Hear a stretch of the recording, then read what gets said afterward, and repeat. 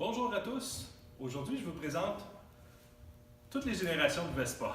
Ils ne sont pas tous, mais disons qu'on a beaucoup de Vespa ici sur le plancher. Je peux vous montrer différents modèles, différentes années. On peut aller avec l'histoire de Vespa au fil des années. La Vespa la plus ancienne qu'on a sur le plancher en termes de rapprochement, de ce qui se rapproche le plus de la Vespa originale de 1946, c'est une Vespa ici de 1956. C'est ce qu'on appelle la Faro Basso, donc la phare bas. On voit que la lumière est ici. C'était la première génération de Vespa qui a été produite de 1946 à 58. On fait une distinction, je vous dirais, de ce qu'on appelle les Barchetta, donc jusqu'en 1948-49.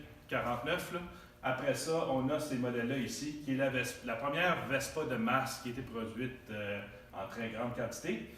Aujourd'hui, très très rare. Donc, quand on en trouve des belles, on dirait que le prix varie à peu près autour de 15 à 20 000. Ça peut aller jusqu'à 25 000. Puis les années 40, donc on parle d'une 46, 47, les prix peuvent monter au-dessus de 100 000, voire 200 000 $. Donc, c'est des exemplaires très, très, très rares. Donc, ici, vous avez une 1956, une Vespa, Faro Basso, importée d'Italie, qu'on a restaurée il y a quelques années.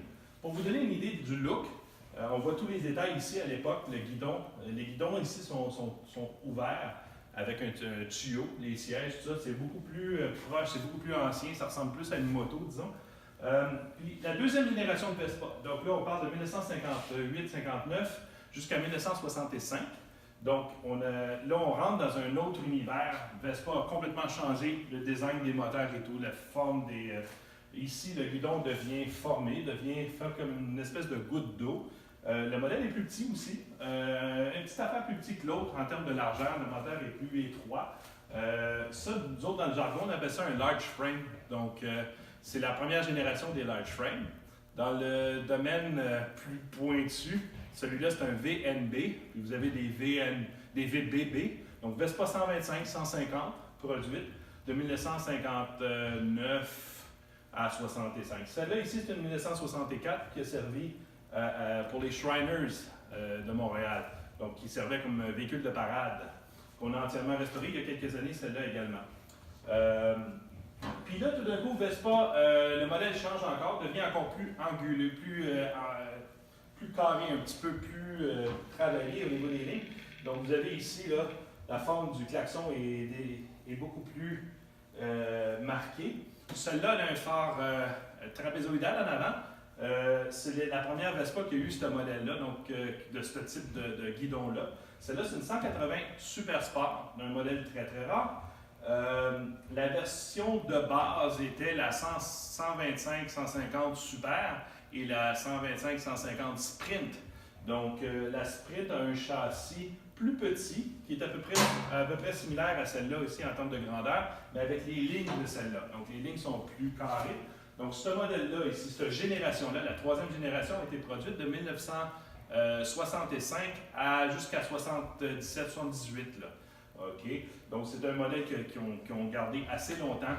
C'est à peu près ce qui a été le plus produit. C'était décliné en 125, 150. C'était décliné également dans des grosses cylindrées, dans le 180 et dans le 200 cc. Donc, vous avez eu la Rallye 180 et la Rallye 200. Celle-là, c'est une 180 SS, donc c'est le gros modèle super sport. Puis, ce modèle-là a été remplacé en 1979, ou 78 en fait, par la fameuse PX, les P-Series. Ça, c'est la Vespa la plus produite. C'est vraiment le modèle qu'ils ont plus produit sur la planète. Ça a été décliné aussi, ça a été construit sous licence par différentes compagnies. Ça a été produit en Inde, ça a été produit en Indonésie, ça a été produit à peu près partout. C'est vraiment une machine aussi à Taïwan, chez PGO à l'époque. Donc ça, c'est la fameuse Vespa PX. Ici, c'est la dernière Vespa qu'on a eue en Amérique du Nord en 1983. Donc la toute dernière Vespa produite, c'est-à-dire pour le marché nord-américain, jusqu'à leur retour en 2005 à peu près, 2004-2005, où on a eu les Vespa ET2, ET3, ET4, et les GT 200. Donc ici, vous avez une PX qui est entièrement d'origine, qu'on a remonté de moteur tout récemment. C'est une P201 en norme américaine. Donc ce modèle-là a été produit jusqu'en 2016, l'année passée. Il y a eu un intervalle, ils ont arrêté de la produire en 2011, puis ils ont reparti la production en corrige, la production a cessé en 2007 et a été reprise en 2011. Puis ils l'ont produit jusqu'en 2016. Puis là, ils ont finalement arrêté la production de ce fameux modèle-là, qui est considéré par les puristes comme étant la dernière vraie Vespa, à cause que c'est la dernière Vespa qui a une transmission manuelle. Mais ça reste quand même c'est vraiment la Vespa la plus commune, la plus facile à trouver au niveau des pièces. Si quelqu'un veut collectionner un scooter de départ, c'est ça. Au Québec, on trouve les éditions spéciales, l'édition limitée, les 2005. Donc, on a eu, pour une seule année, en 2005, on a eu ce modèle-là. La nouvelle version 2005 a des freins à disque et un démarreur électrique, ce que cette version-là de 1983 n'a pas. Puis, on arrive dans les Vespa modernes. Donc là, c'est ça des Vespa qui actuellement sont vendus sur le marché.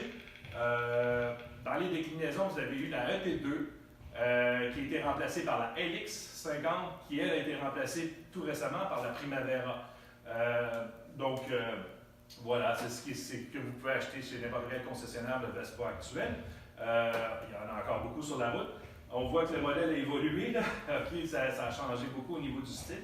Là, on parle d'une génération entièrement automatique. C'est des scooters qui sont automatiques avec transmission CVT, alors que sur les anciennes, on est des transmissions manuelles. Un modèle que je n'ai pas ici sur le plancher, là, physiquement sur la vidéo, mais c'est ce qu'on appelle les small frames dans le jargon. Donc, si jamais vous êtes intéressé par une Vespa ancienne, vous pouvez aussi trouver des small frames. C'est des Vespa 50, 90, 125 cc avec un petit châssis. Les ailes sur les Vespa sont toujours, sur les anciennes, sont toujours boulonnées sur la carrosserie, alors que sur un small frame, la carrosserie, c'est une seule pièce, ça fait quart. Le scooter est beaucoup plus petit, beaucoup plus étroit.